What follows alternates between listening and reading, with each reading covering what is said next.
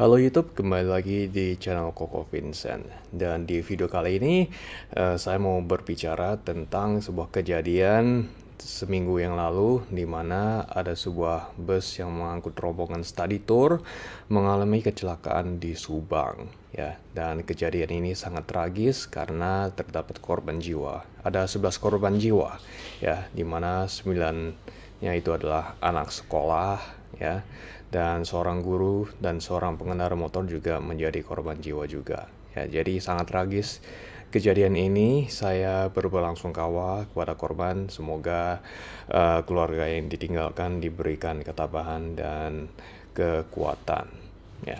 Jadi ada banyak yang bisa dibicarakan mengenai kejadian ini ya.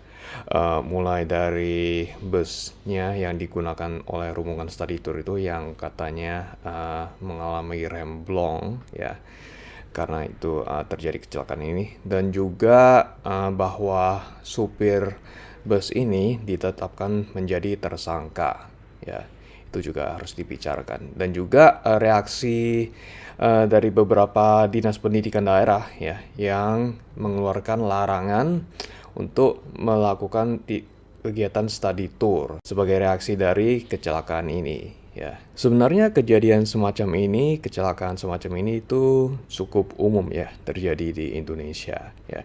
Dan ini itu sebenarnya adalah sebenarnya gejala dari sebuah masalah yang sebenarnya lebih dalam di Indonesia ya. Dan yang pastinya masalah ini itu harus ditangani dengan baik. Jadi tonton terus video ini karena semuanya akan dibahas. Mari kita mulai.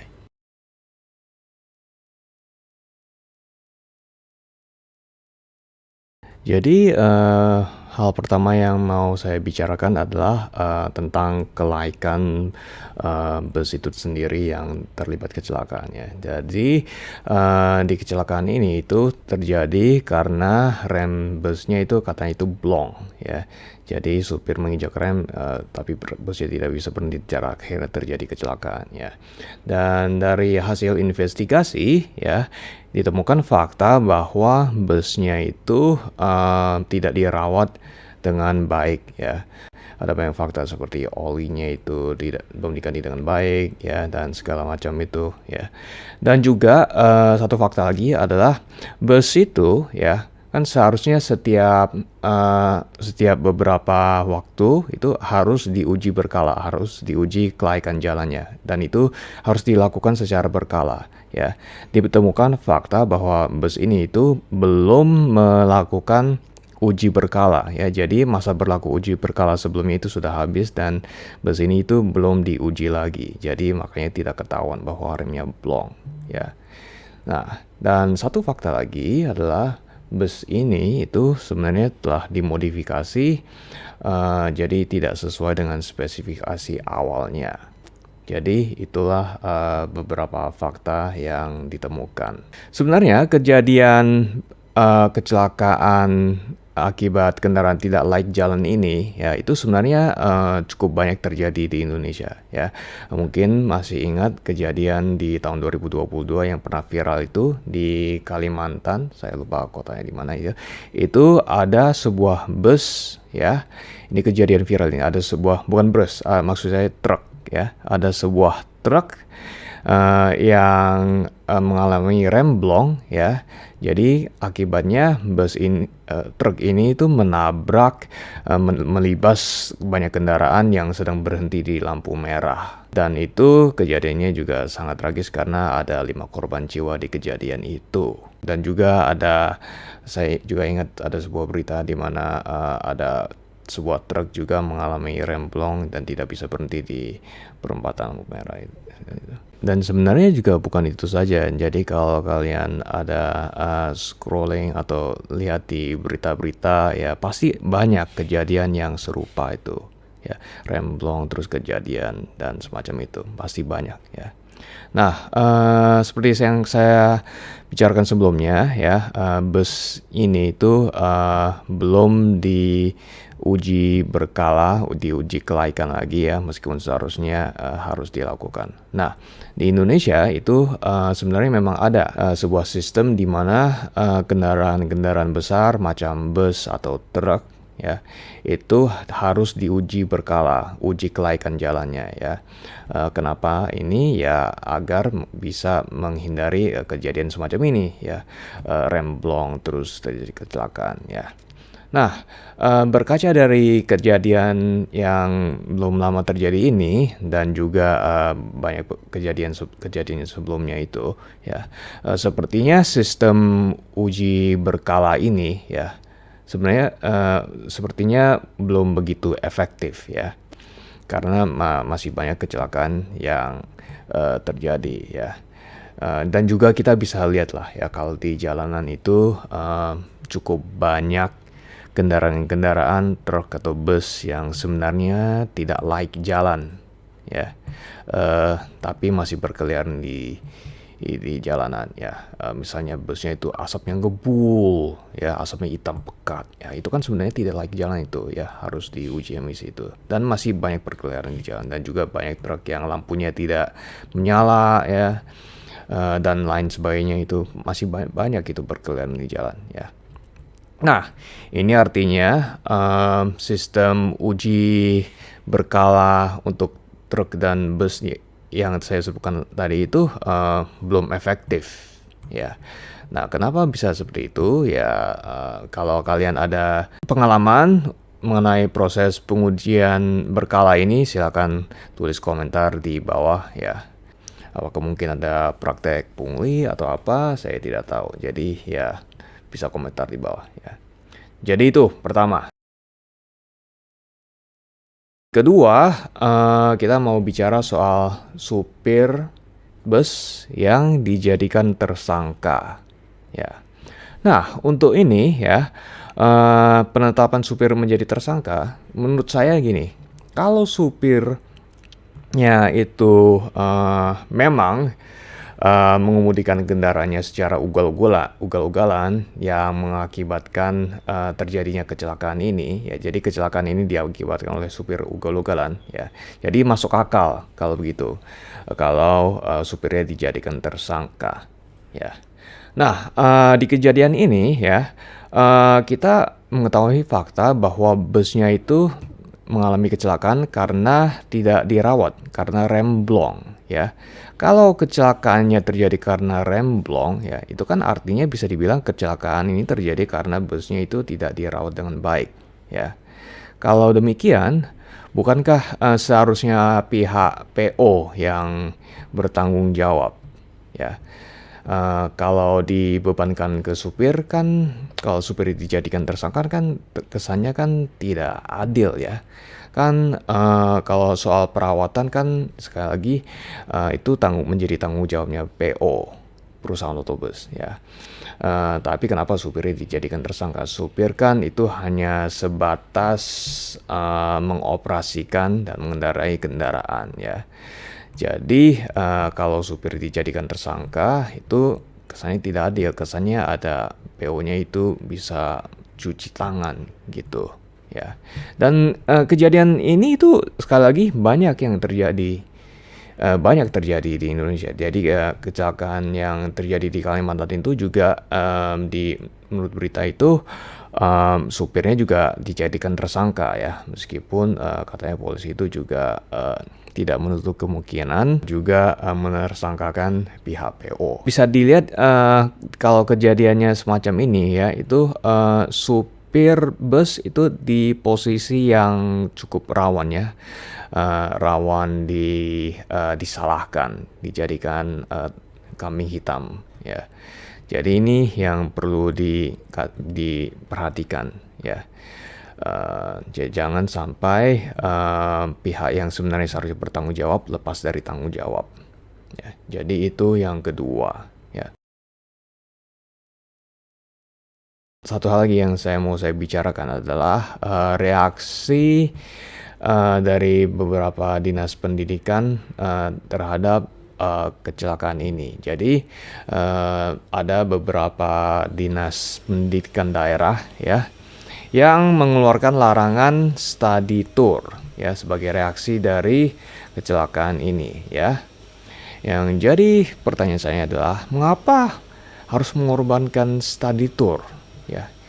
Ini kan apa ya, study tour kan itu program yang menurut saya itu sangat berguna ya, berguna untuk menambah wawasan ya, bisa menambahkan wawasan kepada peserta ya, dan ke lingkungan kita kan bisa jadi kan sebuah kegiatan yang positif. Kenapa itu harus dikorbankan ya?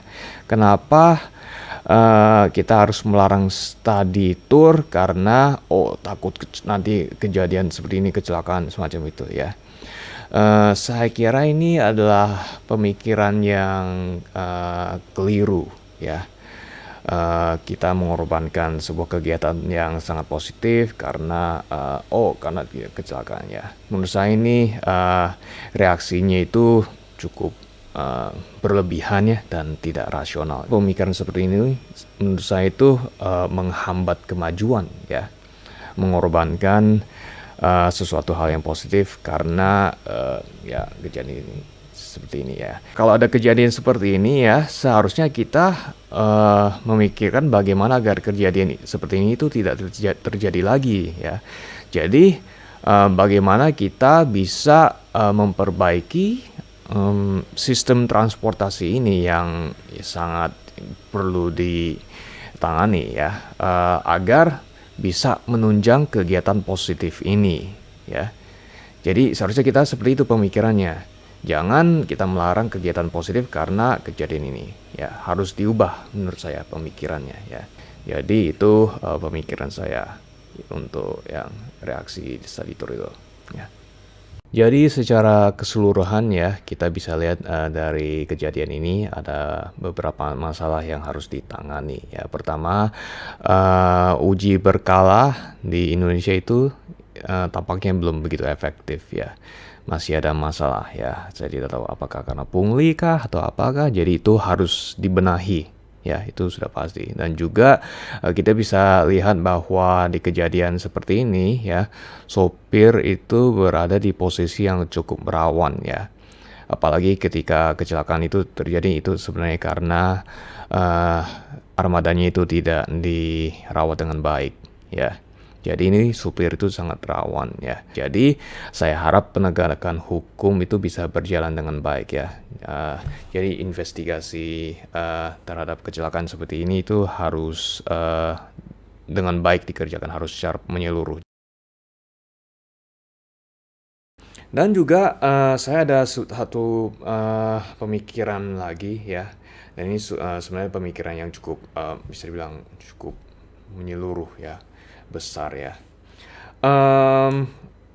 Ini juga sebenarnya hanya opini saya, tapi menurut saya sepertinya ya, kejadian seperti ini itu salah satu alasan kenapa kejadian seperti ini itu banyak terjadi ya, itu karena tampaknya di Indonesia itu kita itu terlalu banyak menggunakan bus dan truk ya, yang dikelola secara mandiri, dikelola secara swasta ya. Jadi kenapa itu menurut saya seperti itu? Karena ya kalau ada banyak bus dan truk yang dikelola secara mandiri ya, ada banyak sekali ya. Itu ya pihak swasta atau pihak mandiri itu belum tentu mampu merawat armada-armadanya itu dengan baik ya. Kalau kita bicara perawatan armada kan itu kan butuh biaya yang cukup besar ya untuk perawatan agar bisa laik jalan ya. Nah, menurut saya ini bisa saja karena terlalu banyak armada ini dan tidak semua pemilik ya atau pihak swasta yang bisa memelihara armada ini dengan baik ya. Dan kalau seperti itu ya akan banyak sekali armada-armada truk dan bus yang sebenarnya tidak layak jalan tapi tidak mampu dirawat dengan baik dengan alasan harus efisiensi ekonomi dan sebagainya macam gitu. Atau mungkin karena pihak swastanya sendiri memang tidak tahu bagaimana merawat kendaraannya itu ya. Jadi itu ya mengapa saya pikir kita terlalu banyak menggunakan bus dan ini bisa menjadi masalah ya. Mungkin ya seharusnya kita membuat sebuah sistem transportasi yang lebih efisien ya, lebih teratur ya. Misalnya ya, bisa saja kita menggunakan kereta api ya. Nah, kan kita tahu kereta itu bisa mengangkut banyak penumpang atau barang ya. Jadi mungkin kita bisa saja seharusnya mengembangkan perkeretaapian di Indonesia ya sebesar-besarnya ya. Jadi kita kembangkan sistem ya transportasi berbasis rel ini seluas-luasnya ya. Kan dengan demikian itu jadi moda transportasi utama itu berbasis rel yang bisa lebih teratur dan terorganisir ya. Kita katakan KAI kan sebuah perusahaan yang cukup oke ya di bidang perkeretaapian dan mereka itu cenderung bisa merawat armadanya itu lebih baik karena kan perusahaan yang cukup besar satu ya. Jadi ini jadi armada transportasi itu bisa lebih terawat ya karena semuanya itu lebih terpusat ya dan lebih bisa dikontrol dan bisa dipantau ya. Jadi menurut saya itu bisa lebih baik ya, agar sistem transportasinya bisa menjadi lebih baik ya. Bus dan truk itu hanya mungkin digunakan di tempat-tempat yang memang tidak bisa dijangkau oleh kereta-kereta itu, dan harapannya operator bus dan truk itu ya, semoga saja itu adalah operator bus dan truk yang benar-benar bisa merawat armadanya dengan baik ya.